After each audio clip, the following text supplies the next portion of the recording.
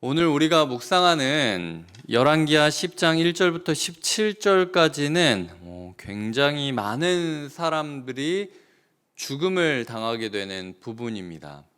이 아합과 이세벨이라는 한 가정으로부터 시작한 죄가 자기도 알지 못하는 사이에 그 가문에 영향을 미치는 모습을 그리고 있습니다. 이들은 그 전까지는 자기의 친족이 왕과 왕비라는 사실 때문에 자기도 모르게 그 혜택들을 누리며 살아가고 있었지만 결국에는 그것이 혜택이 아니라 저주로 가는 길이었음을 깨닫게 되는 것이 오늘 말씀입니다. 첫 번째로 보시면은 11절부터 11절까지 70명이 죽고요. 12절부터 14절까지 42명이 죽습니다. 벌써 여기만 해도 112명이 죽은 것이지 않습니까? 15절부터 17절까지는 나머지 사람들까지 죽었다라고 이야기를 하면서 소위 말해서 씨를 말려버리는 모습이 그려지고 있죠. 하나님의 심판이 더딘 것 같지만 하나님의 심판이 오는 순간에는 정말 씨를 말려버릴 정도로 모든 뿌리를 뽑을 정도로 하나님께서 과감하게 단호하게 역사하고 계시는 모습을 보고 있는 것이죠. 아합과 이세벨이 얼마나 잔인했습니까? 얼마나 철저했습니까? 자기의 욕망을 위해서 나봇이라는 사람의 포도원까지 다 뜯어가지고 자기의 여흥을 즐기지 않습니까? 그 나봇의 포도원 뺐을 때 어떻게 뺐었습니까? 편지 보내가지고 자기 편 만들어가지고 그래서 거짓 증언 시킨 다음에 억울하게 죽이는 거거든요. 예후 보면은 오늘 비슷합니다. 편지 보내가지고 사람들 자기 편으로 만들고 그래서 죽이라고 하고, 이게 이제 첫 번째로 1절부터 11절까지 있는 내용입니다. 결국은 아합과 이세벨이 살아왔던 방식 그대로를 돌려받게 되는 게 1절부터 11절까지의 내용이죠. 이 70명 아들이 사마리아에 있다라고 이야기를 하니까 예후가 편지를 써서 거기에 있는 사람들한테 보냈는데 뭐라고 보냈냐면, 니네 군대 많이 있지? 니네 좋은 사람 많이 있지? 왕 뽑아. 정식으로 그 아합의 70명 중에서 니네가 봤을 때 가장 잘한다고 생각하는 왕 뽑아. 왕 뽑아가지고 나라 대 나라로 우리 한번 붙어보자 라고 이야기를 하는 거예요. 그렇게까지 예후가 자신감을 보이니까 귀족들이 깨갱하면서 이제 고개를 숙인 거죠.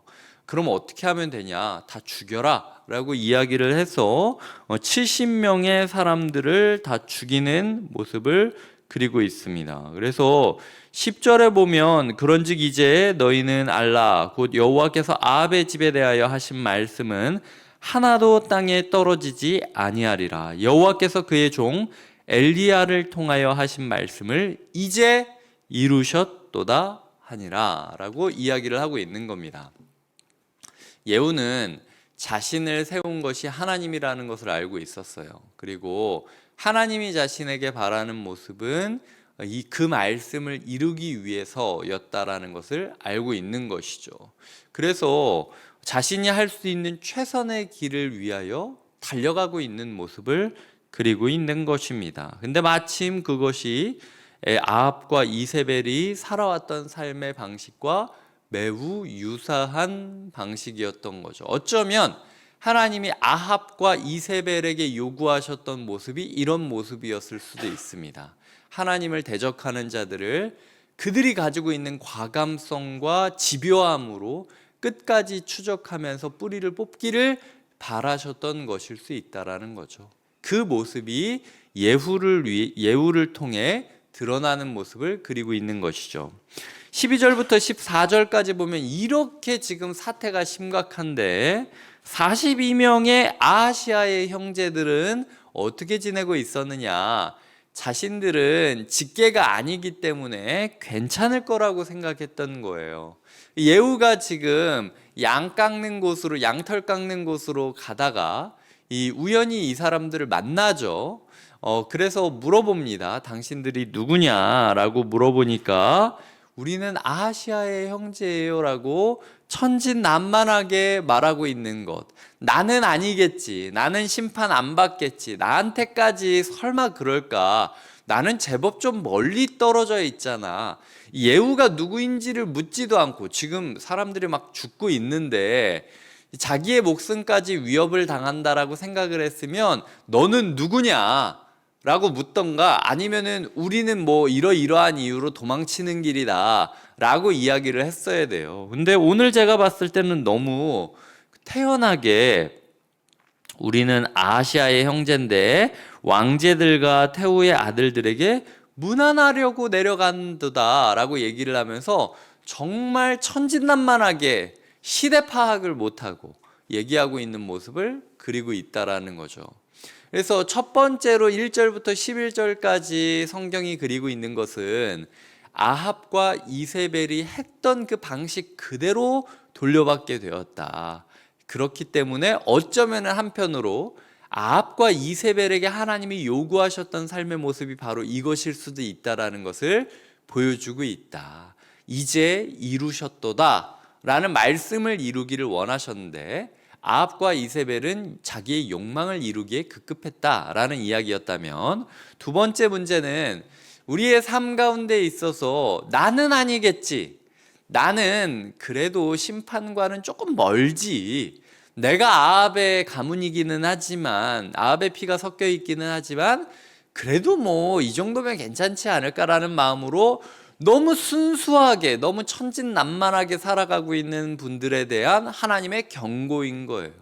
너 그거 회개하지 않고 있으면, 너 아합의 그 유전자가 아직도 너에게 남아있다라는 거 인지하지 않고 있으면 너도 죽을 수밖에 없다라고 이야기하는 것이 12절부터 14절까지의 말씀이라는 것입니다. 15절부터 17절까지는 예후가 동역자를 구하여 함께 병거를 타고 가는 모습을 그리고 있습니다. 이 레갑의 아들 여호나답이라는 사람이 나오는데요. 예레미야 35장에 보면은 예레미야와 레갑 사람들이라고 이야기를 하고 있습니다. 이 레갑 사람들은 근본주의자라는 부분이에요. 그러니까 말씀을 말씀대로 철저하게 지키기 위하여 자신의 육체를 단련하고 자신의 삶을 조정하고 자신의 관계를 고독하게 만들면서 하나님께 집중하는 근본주의자들을 이야기하는 모습이었어요. 근데 이 부분에 있어서 예후가 자기 혼자서 사역을 하고 끝나는 것이 아니라 15절에 보면 내 마음이 너의 마음을 향하여 진실하다. 나도 너를 봤을 때 편견 없이 진실하게 보고 있다. 너도 나를 편견 없이 진실하게 보느냐라고 했을 때 여호나답이 그렇다라고 말을 하니까 그러면 나와 손을 잡자. 예후가 끌어 병거에 태우고 16절에서 말합니다. 나와 함께 가서 여호와를 위한 나의 열심을 보라 라고 이야기를 하면서 17절에 보면 진멸했다라고 이야기하고 있습니다. 그리고 성경이 말하고 있습니다. 여호와께서 엘리야에게 이르신 말씀과 같이 되었다라고 하면서 여기까지의 과정 자체가 물론 우리가 느낄 때 예후의 폭력성이 물씬 드러나기는 하지만 이 모든 것까지도 하나님의 계획 안에 있었던 심판이었다라고 말을 하면서 끝이 나고 있습니다. 결국은 하나님께서는 동역자를 구하시면서 그 동역자와 함께 진실한 마음을 나누고 열심을 나누면서 하나님의 심판이 이루어지고 있는 모습을 그리고 있는 것이죠. 어쩌면 우리가 예수 그리스도와 함께하는 것, 뭐 내일 주일 설교 말씀도 나를 따르라 라고 이야기를 하는 제자들을 향한 부름의 이야기인데요. 나를 따르라 라고 하는 그 구절이 헬라어 원문으로 보면 내 뒤에 서서 가라 라고 이야기하는 거예요. 예수님이 예수님 등판만 보면서 가기를 원하셨다라는 겁니다. 주님의 열심, 주님께서 싸우시는 그 열심, 전쟁터에서 일어나는 영화들을 보면은 이 전쟁 영웅이 마지막 결전을 앞두고 뒷사람들한테 얘기하지 않습니까? 다른 데 보지 말고 내 등만 따라와라. 그럼 내가 다 지켜줄게. 내가 싸우는 거 뒤에서 따라오면서 내가 칼로 친 적군만 치면 돼 라고 얘기하는 게 예수님께서 제자들에게 나를 따르라 라고 하는 단어의 뜻이거든요. 지금 여호와를 위한 나의 열심을 보라. 레갑의 그 아들 여호나답에게 요구했던 게 너도 칼을 들어서 쳐라 이게 아니라 예후가 나를 봐라. 그리고 나와 마음을 함께 하자라고 이야기를 하는 거죠. 예후에게 필요했던 거는 더 강한 무력을 가진 동역자가 아니라 사실 예후가 많이 마음이 외로웠다라는 사실을 저는 느낄 수 있어요. 이 지난번 말씀도 그렇고 오늘도 그렇고 계속해서 자기 편을 구합니다. 예후가 사실 반란을 일으키기는 했지만 마음 가운데 계속 나도 언젠가 뒤통수 맞을 수 있지 않을까? 사람들이 나를 인정해 줄까? 이 열심이 지금 내가 서툴어도 하나님을 위한 열심이라는 걸 알아줄까? 라는 고민이 계속 있는 거예요. 그래서 아무것도 안 해도 좋으니까 내 옆자리에서 나 운전하는 것만 지켜봐라 라고 하면서 이 말병거 타면서 자기가 사람들 죽이는 걸 보여주고 있는 모습을 그리고 있는 거죠. 어쩌면 예수님이 우리에게 원하시는 모습 또한 너 그냥 여호와를 위한 나의 열심을 봐라. 그리고 내 진실함을 네가 느껴라. 그리고 너도 진실한 마음으로 나와 함께 해줘라 라는 이 정도가 사실 우리에게 요구하시는 전부가 아닐까라는 생각을 하게 되었습니다. 말씀을 맺겠습니다. 하나님의 심판은 언젠가 반드시 완벽한 심판으로 우리에게 임할 것입니다.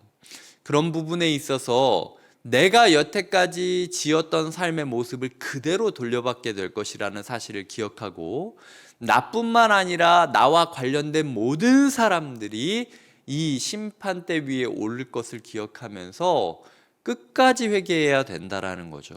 방심하지 마십시오. 천진난만하게 아주 순진무구하게 나는 아닐 거라고 웃으면서 경계태세 없이 예후에게 이야기하는 사람들과 같이 나는 아니겠지 생각하며 뒷짐지고 있다간 다 죽습니다. 우리의 아이도 죽고 우리의 가족도 죽고 우리의 직장도 죽고 다 죽을 수밖에 없다라는 거예요.